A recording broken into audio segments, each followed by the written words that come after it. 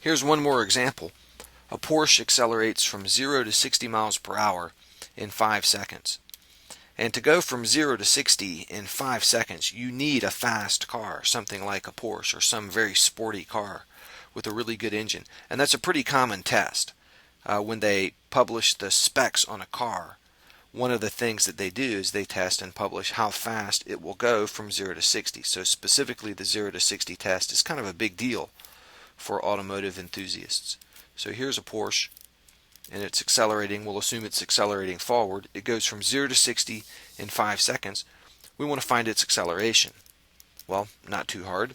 Acceleration is change in velocity divided by the time that it took for its velocity to change.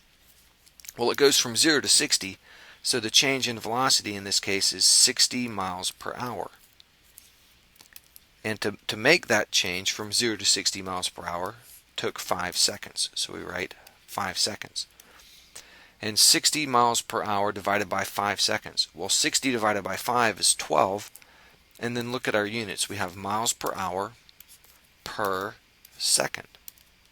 So this is 12 miles per hour per second. And that should make sense. 12 miles per hour per second. Its speed increased by 12 miles per hour each second. But this isn't a very common unit for acceleration. So let's change this around.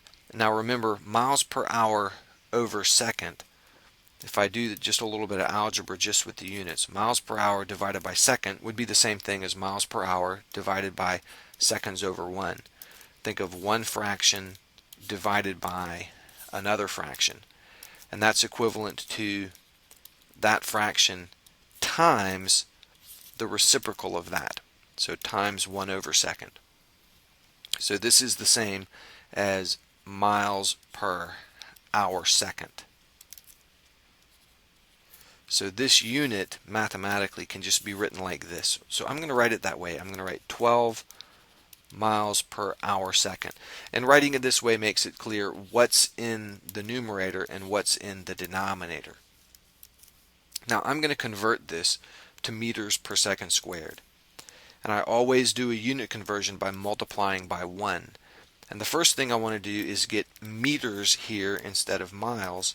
So I'll put miles down here and meters up top.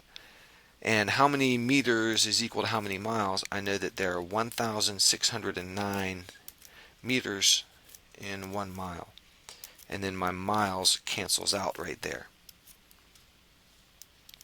And I want to get this into meters per second squared because that's a common unit. So I'm going to leave this second right here, but I want to take this hour and convert it to seconds also.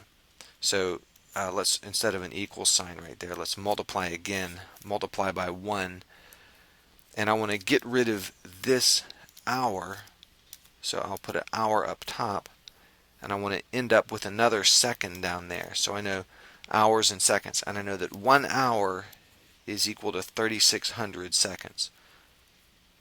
So that fraction is equal to 1.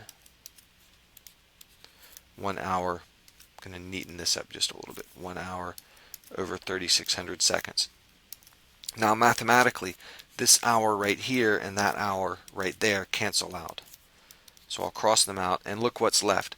Meters, and then on the bottom, seconds and seconds. So that's meters per second squared.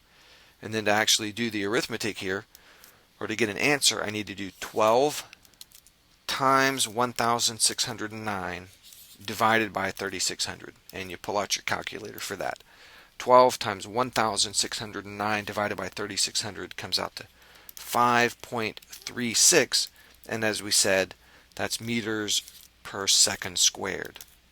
So 5.36 meters per second squared.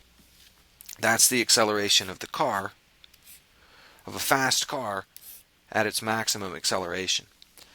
Now earlier we said that 1g was 9.8 meters per second squared. This is the acceleration of something falling under the influence of gravity. So you see that the acceleration of a really nice fast sports car is still significantly less than 1g.